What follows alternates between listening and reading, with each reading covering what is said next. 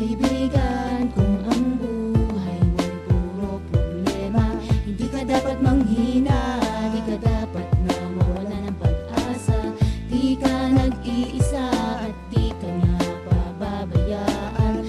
Nariyan na siya sa iyong tabi at ikaw ay kanyang tutulungan. Di naman puro mabuti lang, sa kanya ay dapat mata mo. Kung minsan ay tinutuwi sa kasalanan upang makita mo, tayo'y pantay-pantay, walang mahirap o mayaman. Subalit di ka dapat magtampo, ang dapat nga siya ay lapitan. Halika, sumama ka sa'king kaibigan, upang iyong malaman kung ano ang tunay niyang kalooban. Halika, sumama ka sa'king kaibigan, di ka dapat magduda, di ka dapat na mawalan ng tiwala. Kung minsan ay di na makangiti at madalas laging pumapatak ang luha sa mga mata. Maniwala kapag ika'y kanyang anak. Sanay, para bang gusto ko nang mamatay dahil sa mga problema na ayaw humiwalay. Pero aking nilagay aking sarili sa iba at aking nalaman na ako'y hindi nag-iisa. Madalas na pumatak ang aking mga luha dahil sa mga kabiguan na lagi nakukuha. Ngunit hindi lang naman ako ang nakaranas ng pait. Marami dyang iba na buhay na ang naging kapalit ng mga pagsisikap, ngunit sila'y nabigo pa rin. Tanong ko sa sarili, ba sila'y nakatayo pa rin? Naging matibay, sila ay hindi nagpakarupok. Gano'ng makarami ang dinanas na pagsubok. Sila ay naniwala, nagtiwala sa magagawa ng makapangyarihang may kapalan siyang dakila sa lahat. Sa kanya nagbuhat ng bawat nasa iyong paligid. Sa kanya ay lumapit, manalig ka kapatid. Halika, sumama ka sa'king kaibigan, upang iyong malaman kung ano ang tunay niyang kalooban. Halika, sumama ka sa'king kaibigan, di ka dapat magduda, di ka dapat na mawalan ng tiwala. Kung minsan ay di na makangiti at madalas laging pumapatak ang luha sa mga mata.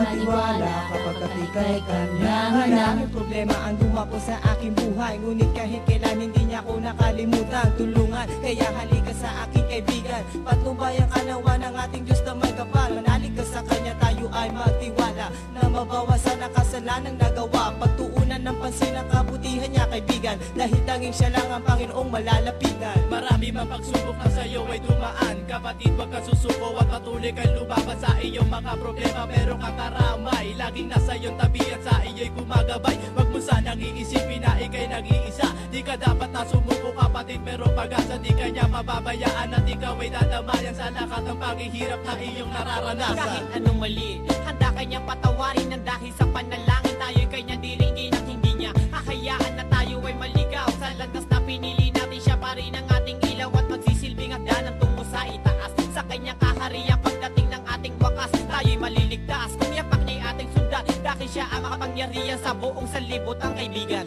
Halika, sumama ka sa'kin kaibigan, upang iyong malaman kung ano ang tunay niyang kalooban. Halika, sumama ka sa'kin kaibigan, di ka dapat magduda, di ka dapat na mawalan ng tiwala. Kung minsan ay di na makangiti at madalas laging pumapatak ang luha sa mga mata. Maniwala kapag ika'y kanyang anak. Sa kanya ilapit mo ang iyong problema, di ka dapat magduda, di ka dapat na mawalan na pag-asa. Tayo'y pantay-pantay, walang mahirap o mayaman. Subalit di ka dapat tumalikod, dapat nga siya ay lapitan. Halika, sumama ka sa'king kaibigan, upang iyong malaman kung ano ang tunay niyang kalooban. Halika, sumama ka sa'king kaibigan, di ka dapat magduda, di ka dapat na mawalan ng tiwala. Kung minsan ay di na makangiti at madalas laging pumapatak ang luha sa mga mata.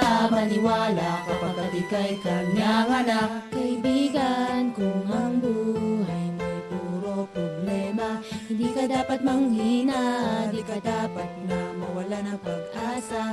Di ka nag-iisa at di ka niya pababayaan. Nariyan lang siya sa iyong tabi at ikaw ay kanyang